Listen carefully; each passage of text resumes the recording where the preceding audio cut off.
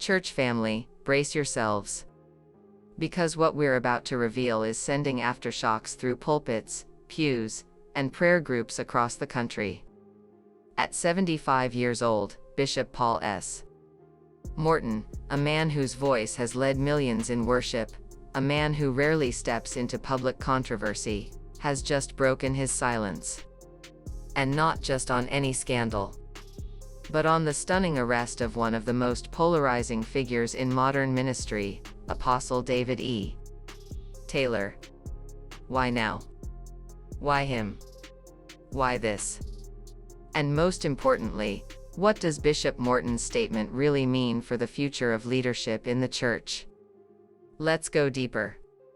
To understand the power of what was said, you need to understand who said it. Bishop Paul S. Morton isn't just another pastor with a platform.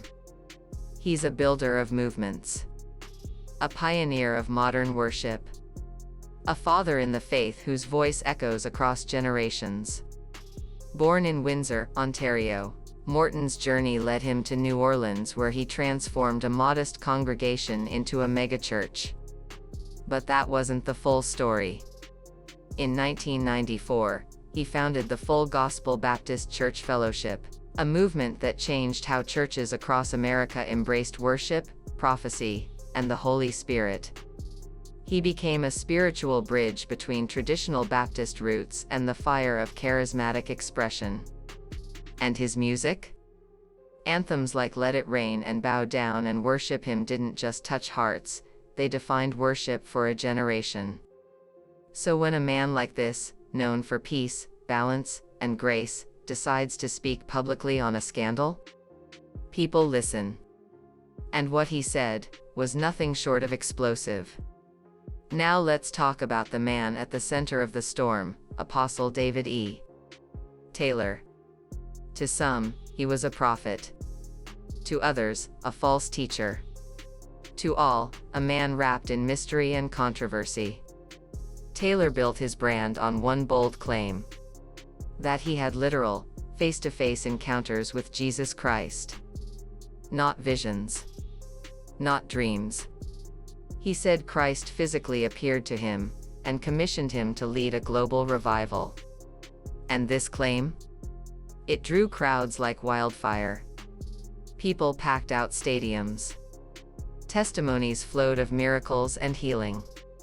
His late-night broadcasts promised deliverance, breakthrough, and supernatural encounters. But behind the flashing lights, the shadows grew longer. As Taylor's ministry exploded, so did the criticism. His detractors pointed to exaggerated claims, financial secrecy, and spiritual manipulation. And then came the deposition. In what became a viral court video, Taylor struggled to answer simple questions about his finances. From designer suits to luxury vehicles, the image of a humble apostle crumbled under public scrutiny. Still, many stood by him. They said he was being attacked by the enemy. That persecution was proof of his calling. But every storm has a breaking point. And Taylor's storm finally broke. When news broke that David E.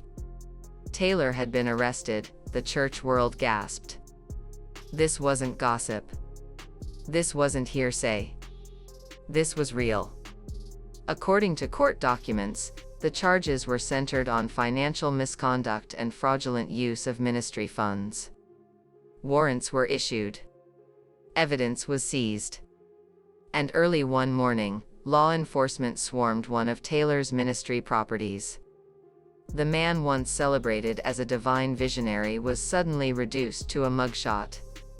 Eyewitnesses say some followers wept in disbelief. Others quietly backed away, shaken to their core. The allegations? That donations given in faith, by widows, families, working-class believers, were being used not for outreach, but for opulence. Luxury suits. High-end cars. Lavish travel. All allegedly funded by offerings meant for the work of God. And what hurt most wasn't just the betrayal. It was the silence. Prominent pastors who once shared stages with Taylor stayed quiet. Big-name leaders who had once defended him vanished. No one wanted to touch the scandal. Until Bishop Morton spoke. At 75, Bishop Paul Morton could have stayed quiet. He could have said, "Let the courts handle it." He could have said, "It's not my lane." But he didn't. He stood up, and he spoke. And what he said cracked open a long overdue conversation. Morton began not with judgment, but with grief. He acknowledged the pain and confusion believers were feeling, especially those who had once followed David E. Taylor. He didn't mock. He didn't insult. Instead, he reminded the church that their faith should have never been in a man, but in God alone. He said, "Leaders may fail you, but the Lord never will." Those weren't just words. They were a lifeline for broken hearts. But Bishop Morton didn't stop there. Morton then addressed a dangerous pattern plaguing today's church, the idolization of charismatic leaders. He said when the messenger becomes bigger than the message, the entire foundation begins to crack. He warned against building ministries around personalities rather than principles. He spoke of leaders who live in mansions while their congregations struggle to pay rent. He challenged pastors to be stewards, not celebrities. And he called out the misuse of funds, clearly, calmly, and powerfully. But what made his message even more cutting was his challenge to the church at large. Bishop Morton didn't just hold David E. Taylor accountable. He held everyone accountable. He said that too many leaders hide behind scriptures like, "Oh, touch not my anointed," to excuse corruption. That silence in the face of misconduct isn't holiness, it's complicity. He challenged pastors to stop protecting platforms and start protecting people. To demand transparency. To confront abuse. To stop turning a blind eye to spiritual manipulation. And for the first time in years, it felt like someone in leadership was saying what everyday believers had been whispering for far too long. But Morton's statement wasn't just a rebuke, it was a roadmap. He spoke to Taylor's followers, many of whom now feel lost, hurt, and betrayed.